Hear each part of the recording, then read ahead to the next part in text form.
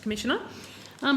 You said before that you'd had complaints from 42 concerned residents. How many actual complaints? Look, I'd take that on notice just to give you a precise number. So, what? Is it close to that 42, or is it, 10? Well, what sort of magnitude of the number of actual complaints have you received? We've received complaints about, well, I'll rephrase it. We've received inquiries on matters related to 12 wind farms from 42 residents. Right, so those 12 wind farms, are that 12 separate complaints? Yes, you have situations where you might have a couple that are complaining about a wind farm, and I have had circumstances where the couple have expressed to me that they want their complaints handled separately. That's why it takes some analysis to give you a precise number of the actual number of complaint matters. Okay, so, all right, but it's a smaller number than the 42? Yes. A considerably smaller number? Yep. Yes. Okay, you talked about you haven't yet gone out to speak with people who are supportive of wind farms. Can you talk through what your proposed schedule of doing that sort of work is going to be? Now, just to clarify, I think the question answered before is about community members that are supportive of wind farms. I certainly have spent some time with industry to establish relationships and understand their issues and challenges, and I suspect that the wind farm industry is supportive of their industry. So in terms of meeting with community members that are supportive of wind farms, I'll have an ongoing schedule. I've got, I think, 3 days coming up in South Australia in early March, and I'll certainly make a point of meeting with both concerned residents and supportive residents. So how are you going to identify the supportive residents? What's your process going to be? Typically, the wind farm operator or wind farm developer has a line of sight on those that are supportive to the project. Are you going to be publicly announcing that you're there as well, and seeking people to meet with you through, local papers, social media?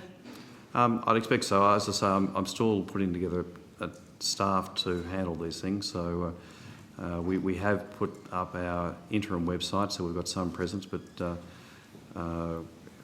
the extent we can advertise our planned travel and what have you, we can certainly use those vehicles to promote that. So activity. when you said you had 3 days available, so when are those 3 days when you're going to be out there talking? As I recall, it's March 1, 2, 3. Right, so it's only a couple of weeks away. Maybe 3 weeks.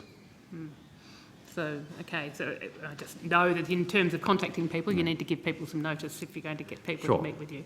Yeah. With your processes, so have you, of the complaints you've received so far, have you actually completed the process of any of these complaints as yet? No, as I mentioned earlier, the most progressed ones in the process are going to conciliation towards the end of this month. Right. And can you reflect on why you feel that, do you think that your process has been different or been more effective than what the state regulatory agencies that would otherwise have handled those complaints? Well, complaints might be handled by a state agency or handled by the wind farm developer or operator, so it depends on the matter and how that's dealt with. I think in our case we'll be working with very senior level people of government, of wind farm operators and developers, and the state regulatory agencies wouldn't have been doing that? Well, if you're a member of the community in rural Australia, you may or may not know how to get access to the Secretary of Planning. But if it was the state regulatory agencies that were dealing with those complaints, they would have been in contact with the senior levels of yes, well, one of the improvement opportunities I want to look at is to what degree state enforcement agencies need to be more involved in wind farm compliance and measurement. So one of your outcomes might be that to beef up the state regulatory agencies rather than having them coming to you? Is that what you're saying? Well, an example might be a state environmental protection agency taking an active role in the compliance and monitoring of wind farms when there are issues that require that support.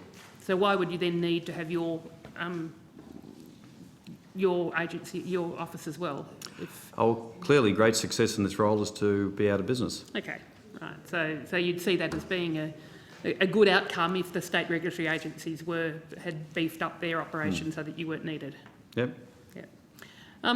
You said your complaints at the moment of there are 12 wind farms, 7 that haven't yet been built. Do you have a program of actually proactively looking at where there are planned wind farms and proactively going out and engaging with communities in those planned wind farm areas even before receiving complaints? Yes, it's a vast network of stakeholders and developments and projects. I think there are approximately 15,000 megawatts of wind turbine projects in the current pipeline, so there is no shortage of sites and locations to go and visit.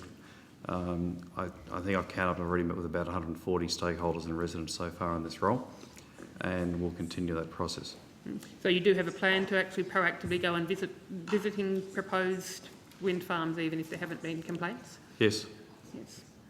And is your agency, going to be already active in the area of public health research?